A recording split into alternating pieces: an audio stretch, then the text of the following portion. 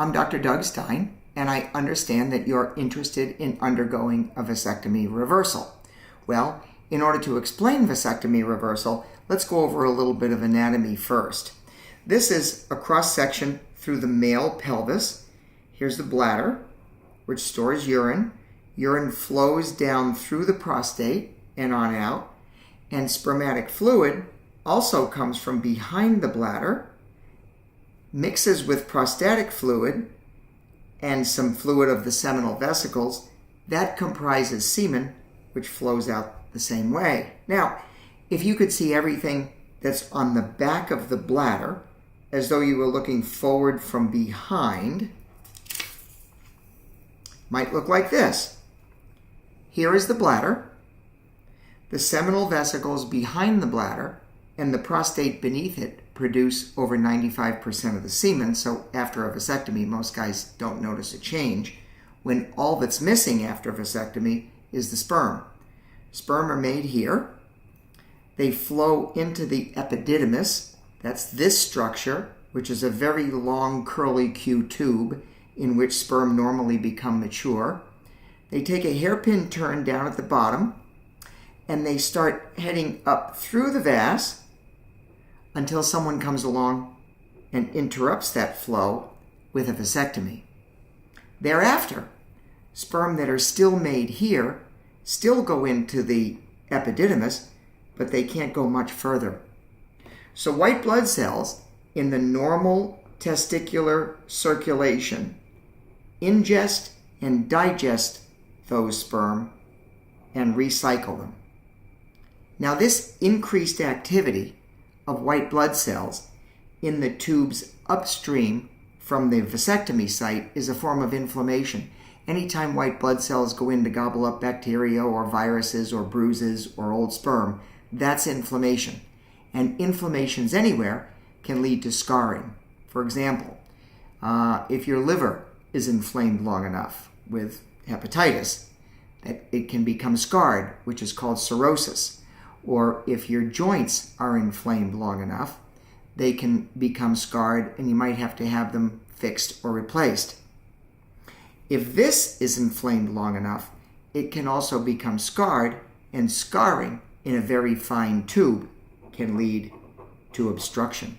So at some point after a vasectomy, you may have not only the obstruction imposed by the vasectomy, but you may have developed a secondary obstruction upstream from that, in which case putting you back together again, vas tube to vas tube, where the vasectomy was done, would not restore sperm to your semen from that side.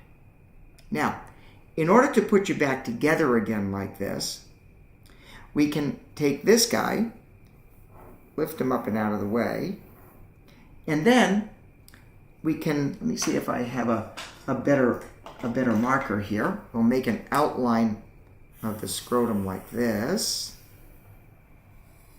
like so. Pretend that this is lifted out of the way now, and we'll numb up an area on the front wall of the scrotum, maybe the size of a dime or a nickel, and then make a little opening like so, and then lift the vas through in much the same way that it was lifted through at the time of your vasectomy, only now, instead of dividing the vas, we put the vas tubes back together again. Both sides can be done through the same small central opening, so it's a process which lends itself nicely to an office setting. Now, if I knew ahead of time that you had this second obstruction, I would have to recommend that you have the upper end of the vas attached directly to the epididymis, thereby bypassing both obstructions. But the epididymis is attached to the testis, so you really can't simply lift it out through a small opening in the same way that you can lift the vas out. In order to do a vas to epididymis connection, most operators will have to make a longer incision and then bring the testis out to the side, do the connection on the outside, and then drop the testis back in. Not a huge undertaking. Urologic surgeons lift the testes out quite frequently to handle a variety of other problems. But such a process should really be done in a more sophisticated environment, such as a hospital operating room or an ambulatory surgery center, which underscores the importance of being able to tell you here and now whether you've developed that obstruction. The problem is we can't. Not by physical exam, ultrasound, CT scan, or MRI. There's no way to tell a vasectomy person for sure whether he has developed that upstream obstruction. Now, at the time of either approach, the first thing that an operator does is goes to the lower end, because when the lower end is freshened, we'll get some fluid coming up. If that fluid contains sperm, the likelihood of an upstream obstruction is very low, and the likelihood that you will experience a return of sperm to the semen with vas-to-vas connections is very high.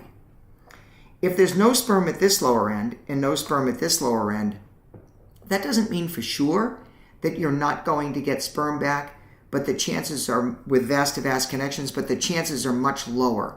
And we can fine-tune those predictions by noting the gross characteristics of the fluid. If the fluid is thick and creamy and packed with white blood cells and devoid of sperm, you're not going to get sperm back. In that case, we simply lower this side back in, and I charge you no more for that side than half of your reversal deposit. Then I go to the other side, because the two sides can be very different in the way you healed from the vasectomy. And if that lower end fluid is really bad, then I lower that side back in. And you just spent $950 to find out that what you really needed was vas to epididymis connections. Now you might say, well, that's kind of crazy. Why don't we just go into the operating room in the first place? And that way, if you discover that the lower end fluid is poor, you can extend the incision, lift the testis out, and do the vas to epididymis connections that you know that I need. Well, that's not a bad idea, and some doctors do it that way. The downside of that idea is that if the lower end fluid is good, you may get the same vas to vas connections that you would have gotten in an office, only now you will have spent $4,000 or $5,000 on an operating room that you didn't need in the first place.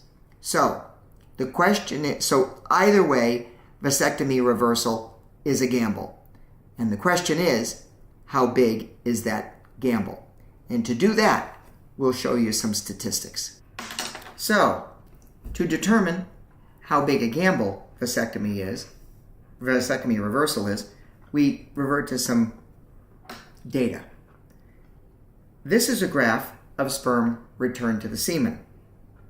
The single most important factor is the interval in years between the vasectomy and the reversal, because the longer this inflammation is going on, the greater the chances that there will be a compromise in epididymal function or obstruction of the epididymis. So, we have divided all of our patients accordingly. These guys, represented by the gray bars, experienced a return of sperm to the semen, and the men represented by these black bars did not experience a return of sperm to the semen. Now, this is just the number of patients in each category. These columns are the highest because most men undergo a vasectomy reversal somewhere between 3 and 10 years of their vasectomies. Not many guys get a reversal within a year, and not many guys wait 25 years. Another thing you might notice about this graph is that when the interval is only 1 or 2 years, everybody experiences a return of sperm to the semen. Now, that's not because they're easier. I can't tell when I'm doing a reversal whether the guy's vasectomy was done 2 years ago or 20 years ago. That's not an important issue. The point is that when the interval is short, there hasn't been much time for inflammation. And as the years go by, the frequency with which we fail to get back sperm increases relative to the frequency with which we do, but almost never exceeds it. What you can see is here that the gray columns are almost always taller than the black columns, even way out beyond 25 years. Now, I'm not going to tell a fellow who's 6 years out that his chances are this good. It just happens to be kind of a lucky year. So if a guy comes in at 6 years, I take 5 through 7. If a guy comes in at 7 years, I take 6 through 8, and so on down the line, just to kind of balance out the lucky years and the not so lucky years.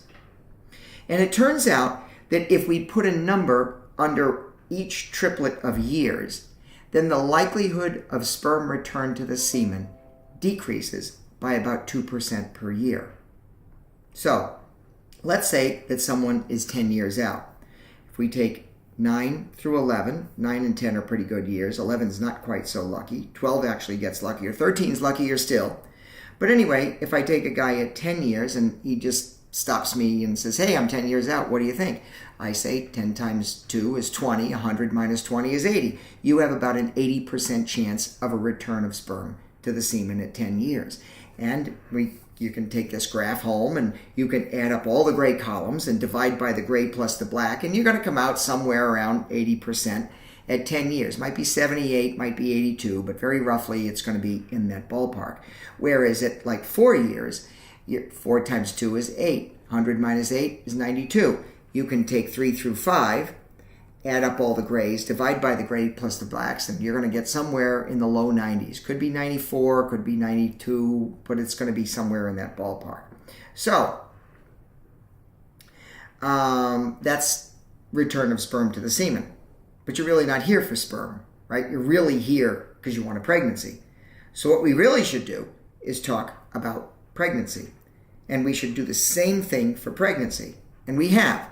But pregnancy is a little bit more difficult. First, we have to define our parameters. Pregnancy and non-pregnancy. Well, pregnancy is pretty easy. That's just a big belly with a baby in it. But what's non-pregnancy? Non-pregnancy after 3 months, 1 year, 5 years.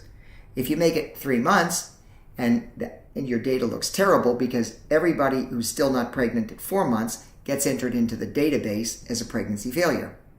If you make it 5 years, your data looks great because anybody who's still not pregnant 4.5 years after the reversal doesn't satisfy your definition of non-pregnancy, and your database is just full of pregnancies and no non-pregnancies.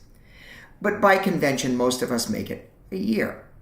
So that means that 13 or 14 months after a reversal, we look and say, hey, there's so-and-so's chart. Let's give him a call and find out what happened. So we give him a call, and sometimes he might answer the phone and say, well, why are you calling me? My wife had a baby like a month ago. I thought she was going to call you. So he thought she was going to call. She thought he was going to call, and we never found out about a good result that is out there somewhere. Or the number's been disconnected or no longer in service. Or the wife answers the phone and she says, well, we got separated about 6 months after that, and thank God I didn't get pregnant by that guy. Or she's been on birth control pills ever since the reversal because he got sperm back, but she's finishing up nursing school and now's not the time. Or they're going to be moving soon and he doesn't want her lifting heavy boxes while they're moving. Or her mother died and now she has to take care of her Alzheimer's father, and there's no way I can take care of an Alzheimer's father and a new baby at the same time. Or his 16-year-old by a prior partner turned out to be a real hoodlum and they're not sure they want to go through all that again. We've heard all sorts of stories why people don't get pregnant after reversals that result in sperm return to the semen. That has nothing to do with the success or failure of the reversal. We weed all those out. And even after we weed those out, you can see from the pregnancy graph that the pregnancy rate is nowhere near as good as the sperm return rate. Up to about 7 years, the pregnancies clearly outnumber the non-pregnancies. And beyond 14 years, the non-pregnancies clearly outnumber the pregnancies. 8 to 14, I sort of call my 50-50 zone. We get a few years that are a little bit better, a little worse, a little worse, a little better, a little worse, a little better, a little better. So if you took all these years, you'd probably be running somewhere in the 50-50 range. So why is that? Suppose you had never had a vasectomy in the first place. what would be your chances of getting your partner pregnant? Well, it has a lot to do with partner age, but let's say that you're both 35 or 30 and of normal fertility. Well, some people have difficulty conceiving, but generally it's 90 to 95% of couples can conceive and don't have any problems with it. Does that mean that if you get sperm back, that you're back to a 95% chance of getting your partner pregnant? No. If that was the case, then the pregnancy rates would be 95% of the sperm return rates, and they're clearly not. They're clearly much lower. And why is that? Well, we're not always sure, but even if this inflammation wasn't severe enough to obstruct the epididymis, it may have been severe enough to compromise the function of the epididymis such that it no longer energizes sperm the way it once did. Or perhaps there has been some scarring in the epididymis, but not enough to obstruct it, but make it tough for the sperm to get through. Or maybe where I sewed you back together again, it's really tight, and by the time sperm get through, they're really exhausted. Or maybe one side worked and the other side didn't work, and we don't know that because the sperm aren't color-coded. We can't look at a semen sample after a reversal and say, all those sperm are from the right side or all those sperm are from the left side. So there are a number of reasons why we don't get pregnancies as high as that. But that said, if you have lots of money, then your pregnancy rates should be almost as high as your sperm return rates, because if there's any sperm in the semen at all, the gynecology infertility specialists can do a wonderful job getting women pregnant, even if the sperm count in the semen is very low. It might require intrauterine insemination, the turkey baster where they squirt semen directly into the cervix, or it might require something more elaborate like in vitro fertilization. But that's why I say if you have a lot of money, as long as we get sperm back, you should be able to affect a pregnancy with that semen. But you may have to pay a little bit extra in order to do that. Now, those are the basic numbers. If you were to decide to proceed with this based on those numbers, again, I would lift this side out, suture these carefully back together again, and then drop that side back in. When I drop that side back in, I follow it with a little drain that looks a little bit like an egg noodle called a Penrose Drain. Half of that drain goes in on the right, and I fold it over, do the left side through the same opening, then drop that back in, assuming that the fluid is good, of course, and then follow that with the other half of the drain, leaving about this much of the drain sticking out of the skin, but sutured to the skin so it doesn't come out inadvertently. This is covered with some 4x4 gauze pads, folded in half, which are held in place with a scrotal support that looks like this. There's an opening on the front of the support so that your partner can change the dressing on the evening of the procedure. She might have to change it once, twice, maybe 5 times. The point is that if you have any drainage, which would be mostly bleeding, from the blood vessels which I may have weakened, that will usually slip out through the drain, and you probably won't develop any scrotal swelling because anything that would cause swelling simply comes out through the drain and lands in the gauze pad. The next day you come back to the office, and I snip the stitch that holds in this drain, whereupon this comes out without you barely feeling it. We stay with this scrotal support for 1 more day. 2 days after the reversal, you take everything off, you take a shower, and then you switch to the more conventional support, which you wear day and night except during showers for about a week, and then daytime only for a couple of weeks after that. 1 month after the vasectomy reversal, you send us a semen sample, or you bring in a semen sample, depending on how far you live from the office. If there is sperm in that specimen, then we say congratulations and good luck. We also have given you a request for a formal semen analysis. that can be done on a fresh semen sample at a lab near you if your partner is not pregnant within, 6 months, let's say, of you having the vasectomy reversal. Some people do that. Some people don't. Why don't they? Sometimes the woman gets pregnant too soon and they don't need to get the formal semen analysis. Sometimes they say, doc, if this worked, it worked. If it doesn't, we're not going to worry about it. This is the extent to which we want to do this. Other people are really, we're going to do this. We're going to do whatever we have to have a baby together. Either one is fine. So the latter type of couple is the one that's more likely to get the semen analysis a little bit sooner. And then we kind of go over the results of the semen analysis and see what that shows. If it shows a normal sperm count, then we start looking at the partner and see what's going on with her.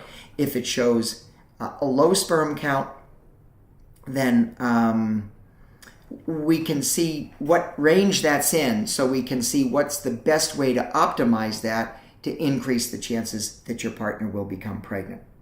Now, everybody wants to know, Doc, how soon after this can I have sex? How soon can I go back to the gym? And I must say, we really don't know. It makes sense because sort of collagen is the cement that holds us together, and that's sort of deposited in healing tissues from day 7 to day 10. So we normally would recommend no sex and no athletic activity or strenuous activity for at least 10 days after a vasectomy reversal.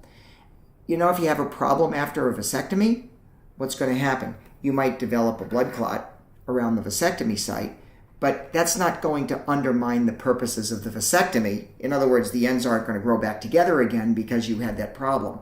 So, but if you develop a problem relative to the connected vas after a vasectomy reversal, you could undermine the intention of the reversal, which is to restore sperm to your semen. So think of a vasectomy reversal as a constructive operation as opposed to a vasectomy, which is kind of a destructive operation.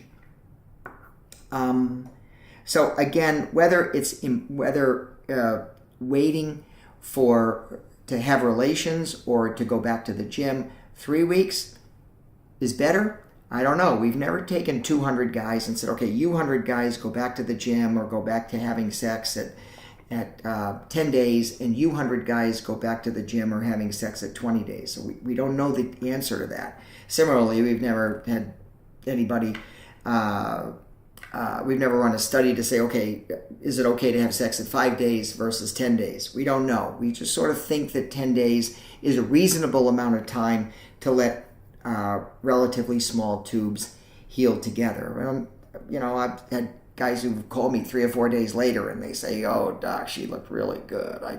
How much damage you think I did? And some of those guys did just fine. So we might be overly strict, but that's the best we have in terms of those recommendations.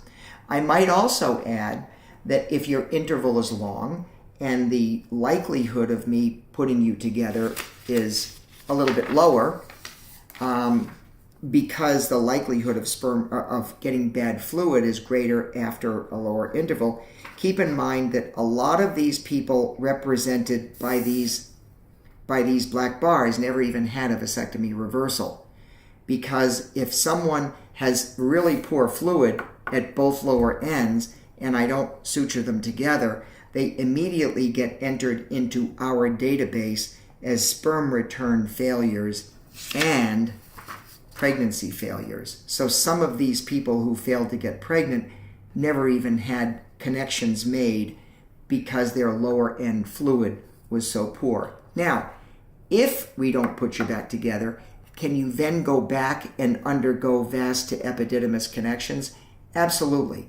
The first thing we do is go to the lower end. So when I freshen that lower end, I really haven't manipulated the upper end at all, and I haven't even seen the epididymis. So yes, after a period of healing, you could still have vas to epididymis connections performed by a doctor who does that more routinely and in a more formal operating room setting. I'm really focused on in-office vasectomy reversal, so I don't offer that service, but there are excellent physicians around who can do vas to epididymis connections under more formal settings if that's what you need. Some people say, well, how about if I just take some sperm out of the testis, doc, and then go ahead and use in vitro fertilization? You could do that. And in fact, if your partner's in her 40s, that may be the recommendation because her eggs are a bit older and her likelihood of conception with intercourse, even with someone who hasn't had a vasectomy, is lower. So that may make more sense if your partner's 43 or 44 years old, because the likelihood of getting her pregnant with intercourse, even if you have return of sperm to the semen, isn't very low. But for a man whose partner is of normal fertility, young, 30 to 35, going with a vas reversal makes more sense because if you aspirate sperm, you get so few sperm, and in this business even 100,000 is very few, that those few sperm have to be injected directly into the egg. You can't take those sperm and inject them, turkey baster style up into the cervix. So your partner would have to have her eggs harvested and then reimplanted. So I think we've covered just about everything about vasectomy reversal. Certainly, if you have any questions, you're welcome to give us a call. Our phone number is on the website, vasweb.com, and much of what I've explained is also explained there on our vasectomy reversal pages. So hopefully this is maybe an introduction, maybe it's more than an introduction, but maybe it's more than you ever wanted to learn about vasectomy reversal. But we'd be happy to answer any questions that you might have. Well, we've gone over the principles of vasectomy reversal, and I've explained the process. So why is it important that I examine you prior to a vasectomy reversal? I've already told you that a physical exam can't tell me for sure whether you have developed that secondary obstruction upstream from your vasectomy site. However, a physical exam provides me with a lot of information. Number one, if I didn't do your vasectomy, I don't know where along the path of your vas your vasectomy was performed. Now, if your vasectomy was performed way down here, let's say, way low on the vas, then it becomes a more difficult vasectomy reversal because it's easy to sew a straight tube to a straight tube, but it's more challenging to sew a straight tube to a curlicue tube, and down behind the testis, the vas is very curly. So that may make it a greater challenge. In addition, if your doctor took out a very long segment of vas and the upper segment is very high, I will know that we have to bridge a longer gap in here, and that can make it a little bit more challenging. In addition, if you have developed a lump at your vasectomy site, whether I did your procedure or someone else did your vasectomy, what that may mean is that sperm leaked from your lower end after your vasectomy, and that your body developed an inflammatory response at the vasectomy site. Well, actually, that's very good in terms of reversal, because if all of the sperm absorption process and inflammation is taking place here, then it's not taking place here, which means that the tubes upstream from the vasectomy site remain nice and healthy, and the likelihood of a secondary obstruction within the epididymis is lower. So a nodule at the vasectomy site is a good prognostic sign when it comes to vasectomy reversal. So again, a physical exam allows me to feel how your vasectomy was done, where it was done on the path of the vas, if it was performed by another operator, and whether it was performed by someone else or me. It allows me to see whether your body responded by developing a nodule, and if you didn't develop a nodule, how firm or indurated or scarred your epididymis feels to me. Again, I can't say for sure that if you have a nodule that you'll get sperm back, but your chances are better. And I can't say for sure if you don't have a nodule that you won't get sperm back. We've had men without nodules who were 17 years out, and the fluid that came up was packed with motile sperm. So there's always a little bit of a surprise in reversal surgery, and maybe that's what makes it kind of fun. But that's what's important about me being able to examine you prior to your vasectomy reversal, so that I can kind of fine-tune my predictions for success. Thanks again.